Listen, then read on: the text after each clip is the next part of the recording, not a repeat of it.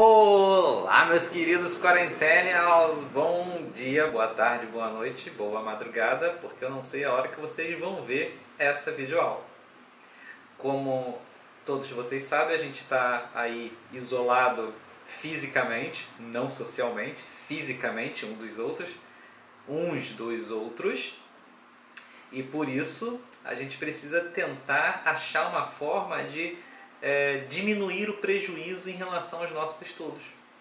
E é por isso que eu estou tentando e testando um modelo de videoaula gravado de uma forma.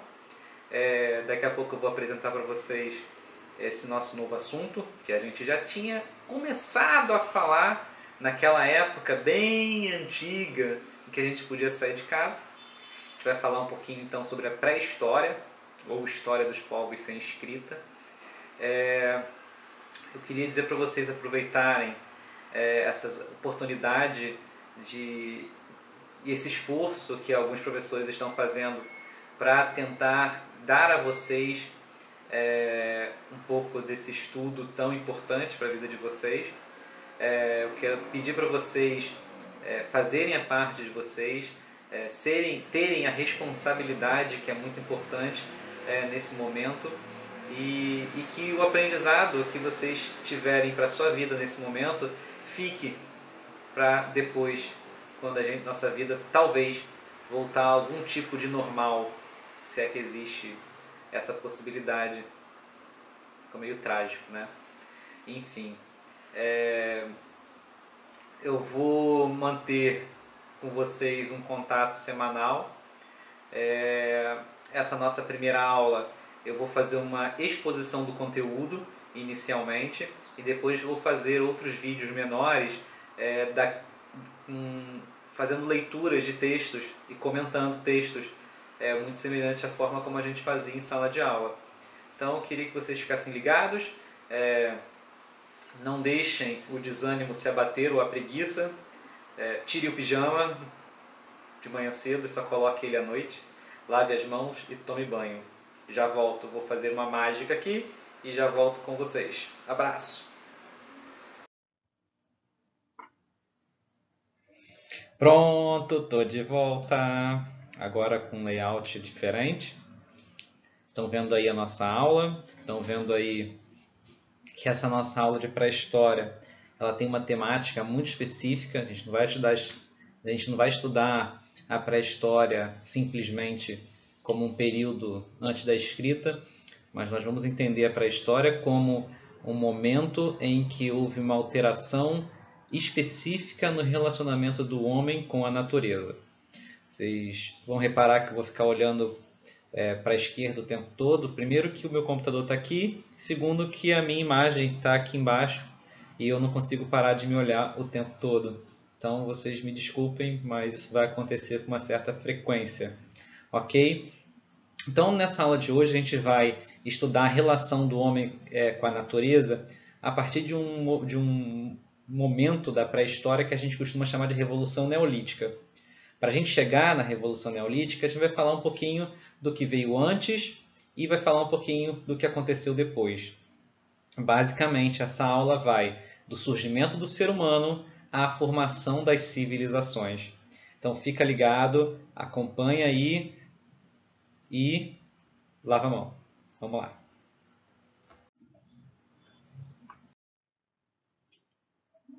Bom, gente, como vocês podem ver, esse primeiro slide ele tem uma numeração, ele tem a numeração 0, porque é para você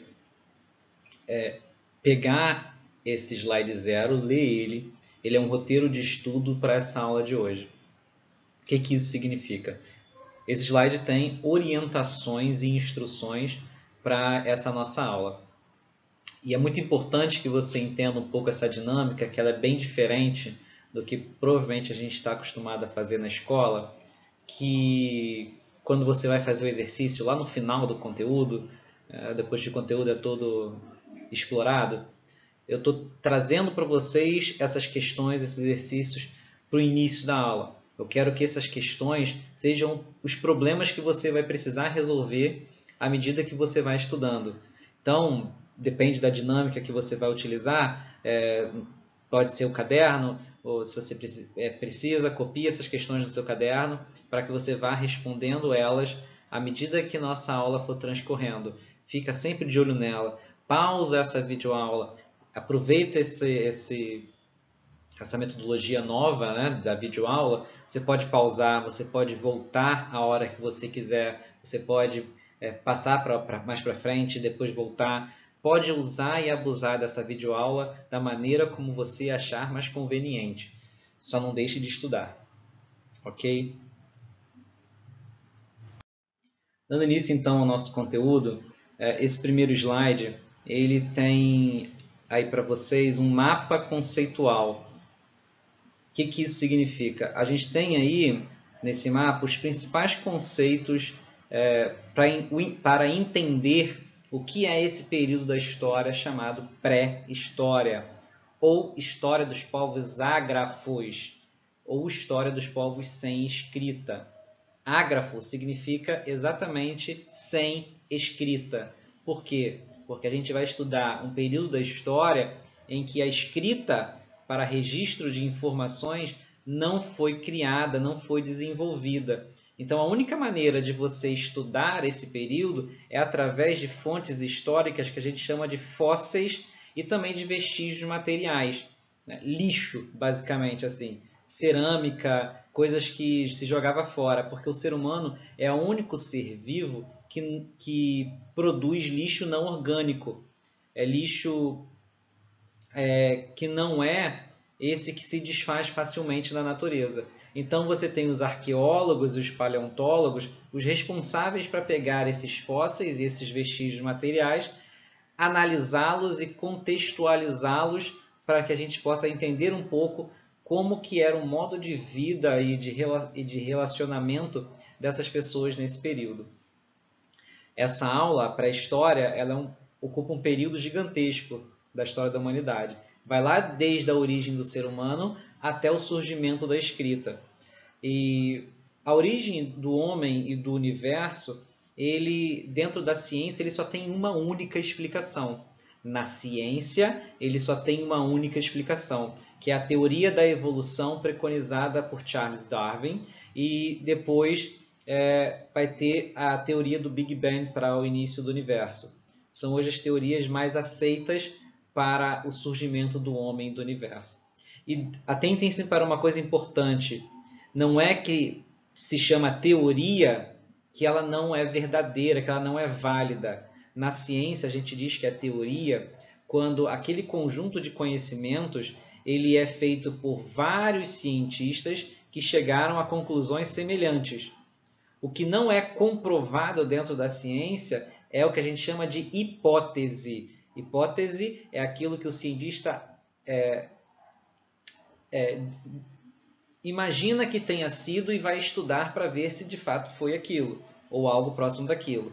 Mas quando a gente diz que é teoria, um pensamento dentro da ciência que é corroborado pelos outros cientistas e aceito como, se não a verdade, algo muito próximo da verdade. E uma outra forma de você explicar a origem do homem e do universo, essa sim, não é científica. Ela não precisa ser provada, que são os mitos.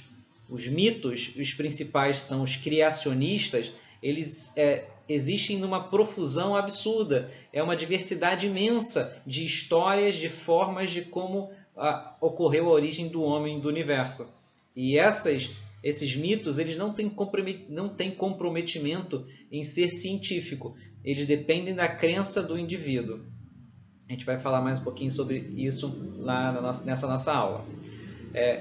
Outra coisa importante que a gente precisa ter em mente quando vai estudar pré-história é que essa periodização de idade das pedras, paleolítico e neolítico, e idade dos metais, que vai ser o período final da pré-história, são períodos que têm essa nomenclatura com base na relação do indivíduo para com a natureza. A forma como o ser humano vai usar aquilo que a natureza lhe oferece vai definir o período em que a gente está falando dentro da história da pré-história. O paleolítico é uma palavra que é construída lítico, que significa pedra, e paleo, que significa antigo. O lítico nessa palavra, ele simboliza a natureza. Então a gente tem aí uma natureza usada pelo ser humano de uma forma antiga.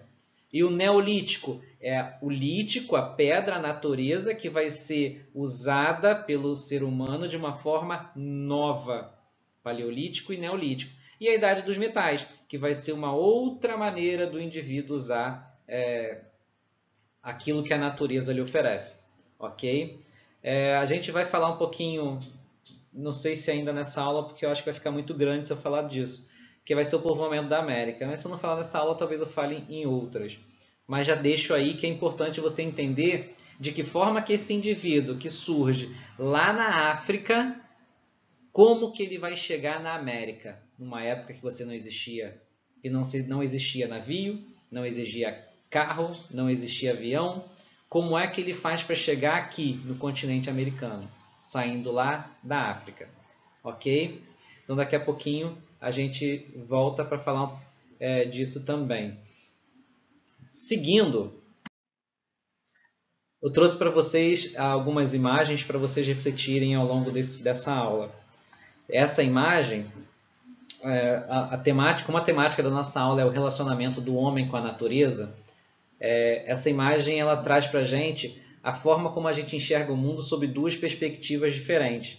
De um lado, a gente tem uma perspectiva com base no ego, com base no eu, no indivíduo. E de outro lado, você tem uma perspectiva de olhar para a natureza de uma forma eco, ou seja, integrada. Eu trouxe essa imagem para vocês pensarem de que forma que cada um de vocês olha para a natureza e de que forma o mundo olha para a natureza. A gente tem uma perspectiva que passa a dividir os indivíduos numa hierarquia, né, do mais importante para o menos importante.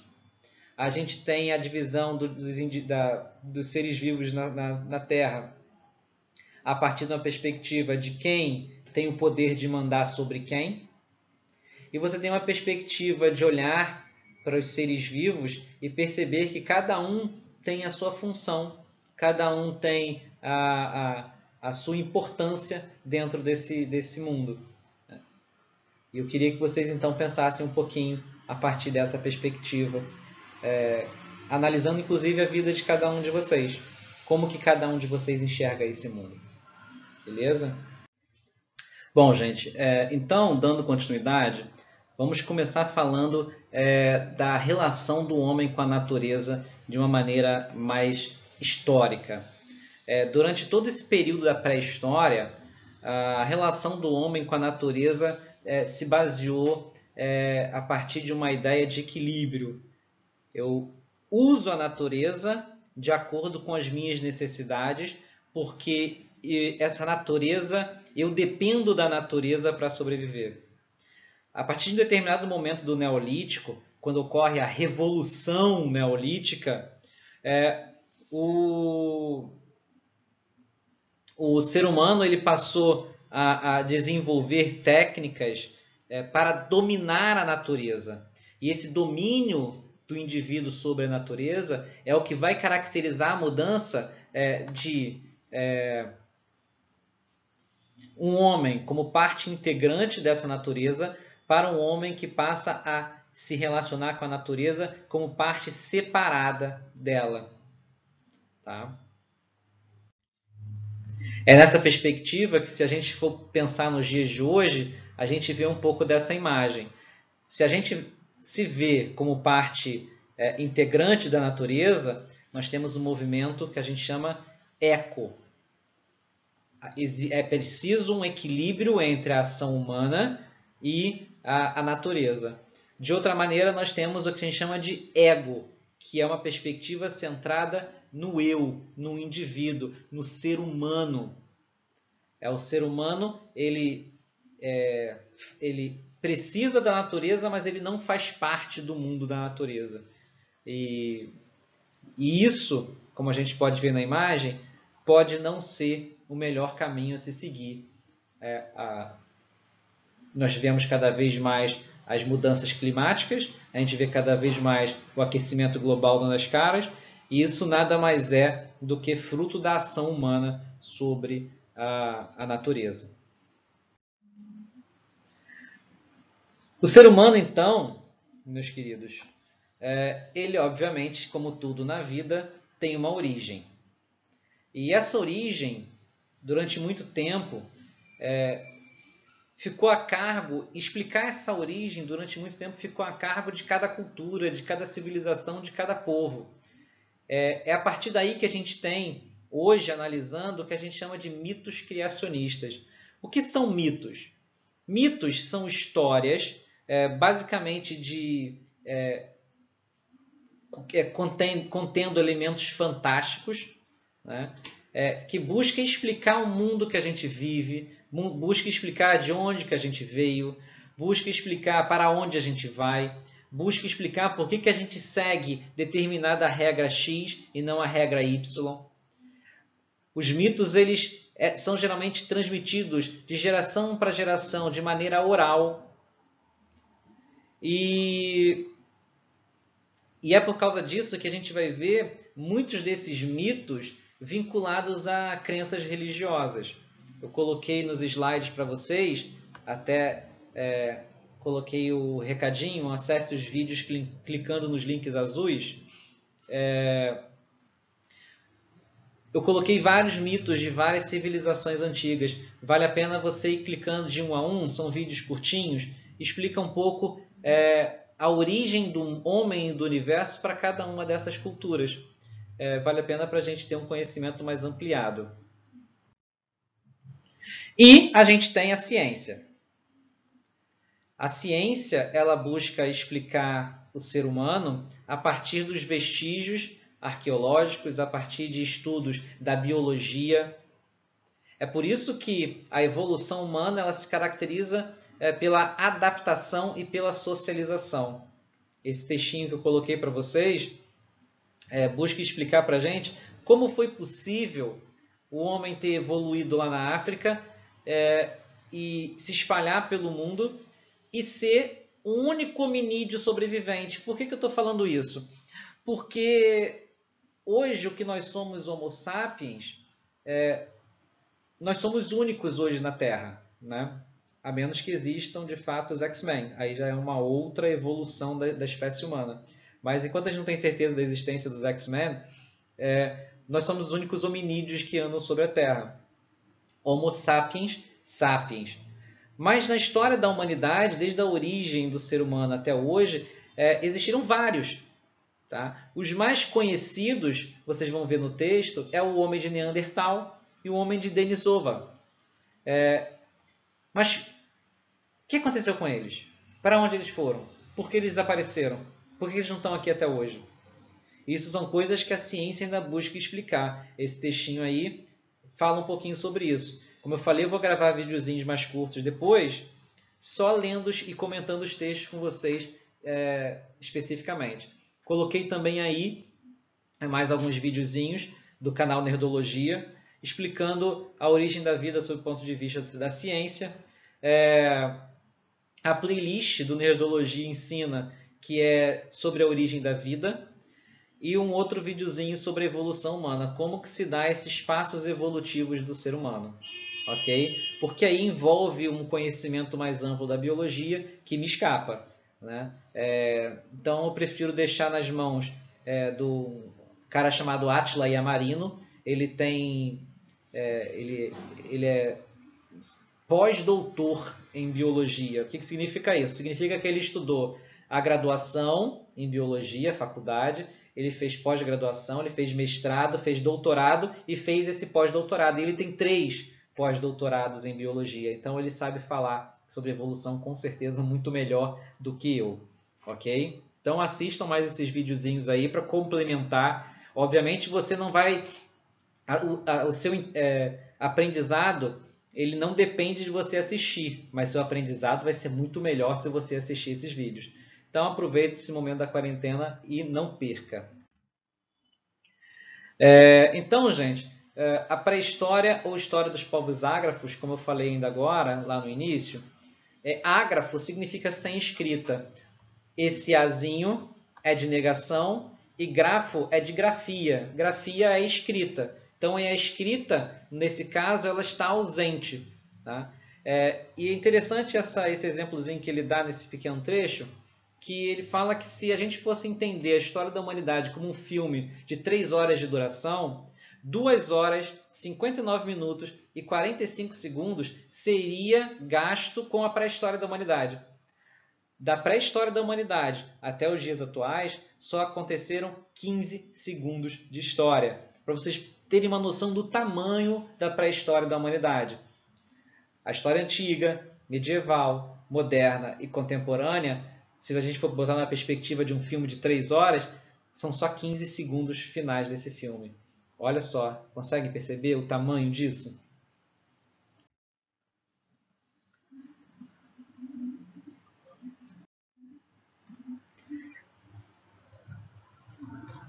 Então, gente, a Idade da Pedra, dividida entre Paleolítico e Neolítico, como eu falei ainda agora, são 2 formas distintas de você analisar o lítico. O que é o lítico? É a pedra. A pedra simbolizando o que a gente conhece como natureza. O paleolítico, o paleo, é antigo e o neo é novo.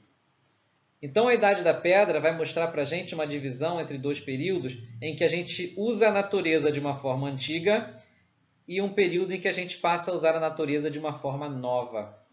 E essa mudança é tão significativa que a gente dá o nome de Revolução Neolítica. Percebam, não é uma reforma neolítica, é uma revolução. Eles estão fazendo uma alteração na estrutura de uso, de enxergar essa natureza.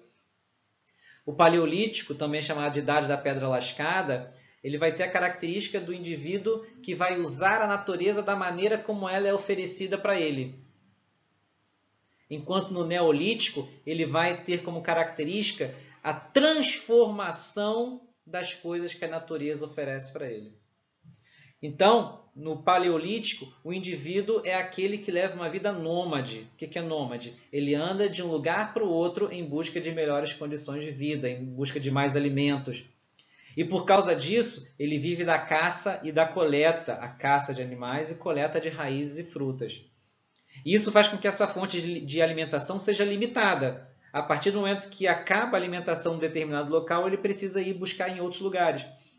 Isso faz com que o tamanho dos agrupamentos no período paleolítico sejam reduzidos. Sejam pequenas tribos e pequenos bandos, porque eles precisam alimentar essas pessoas.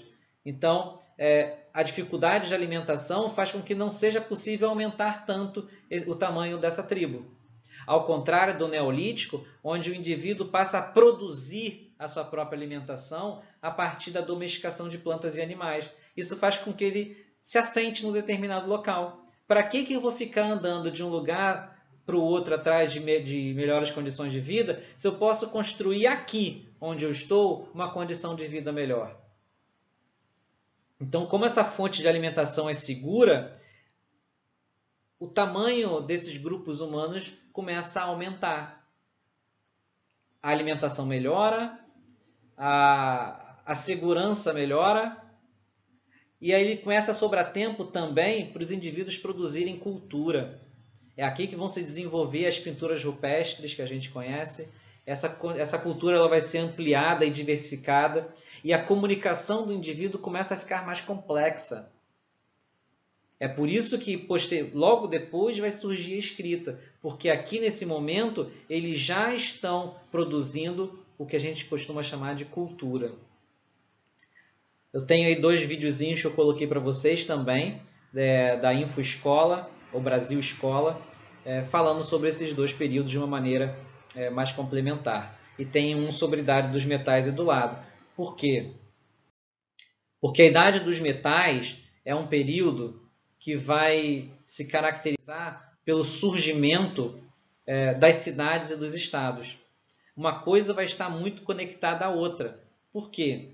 Porque o fim da Idade da Pedra e o início da Idade dos Metais vai se caracterizar pelo desenvolvimento da metalurgia. que é metalurgia? É transformar os metais a partir de misturas, de temperaturas específicas, transformar aquele metal em cobre, em ferro ou em bronze. Isso vai possibilitar que as ferramentas e as armas sejam aperfeiçoadas. O que isso significa? Uma transformação novamente nas relações do homem com a natureza. O que é essa complexificação das relações?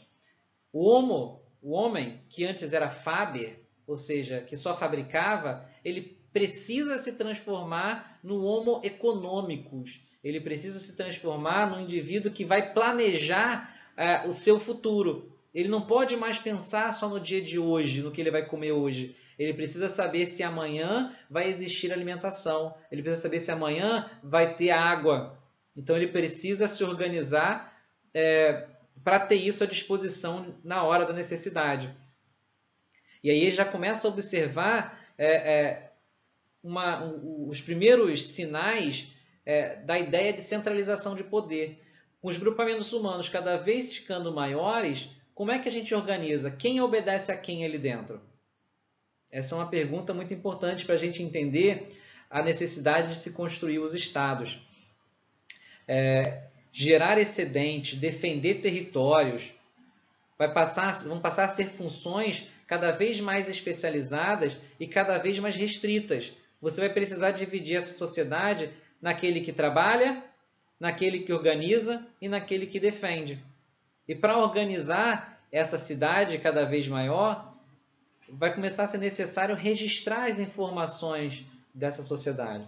E a partir daí começar a transmitir essas informações para quem vem depois. Então você tem a partir daí o surgimento da escrita também. Se você observar bem nessa imagem que está na tela de vocês nesse momento, vocês vão perceber uma semelhança entre todas as primeiras grandes civilizações que se desenvolveram. Vocês conseguem ver qual é? Percebe, aqui no Extremo Oriente, na China, corre o Rio Amarelo. Aqui na Índia, corre o Rio Indo. Na Mesopotâmia, correm os rios Tigres e Eufrates. No Egito, corre o rio Nilo. Então percebam, as grandes civilizações da história inicial da humanidade vão se desenvolver próximo de rios. Por quê? Qual a importância do rio? Sem a água, não é possível plantar, não é possível colher. A gente precisa de água para hidratar o corpo e para se alimentar. Então, essas primeiras comunidades que eram lá no Paleolítico, pequenas tribos, que vão começar a se sedentarizar no período do Neolítico, elas vão buscar se assentar próximos de rios para facilitar a sua plantação, o desenvolvimento da sua agricultura, o desenvolvimento da sua domesticação de animais. E isso vai ser essencial para o desenvolvimento da história da humanidade. A gente vai ver depois como foi possível organizar esses estados, organizar as obras públicas para irrigar toda a plantação. Como foi possível organizar quem é que seria responsável por cavar o buraco, quem é que seria o responsável por fazer uma cisterna, quem é que seria responsável por criar um canal, por criar um dique, quem é que seria responsável por mandar as pessoas fazerem isso e quem é que seria responsável por defender isso.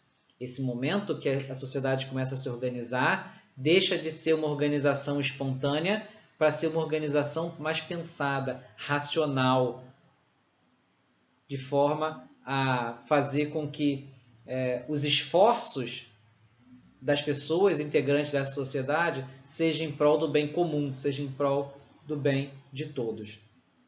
Beleza?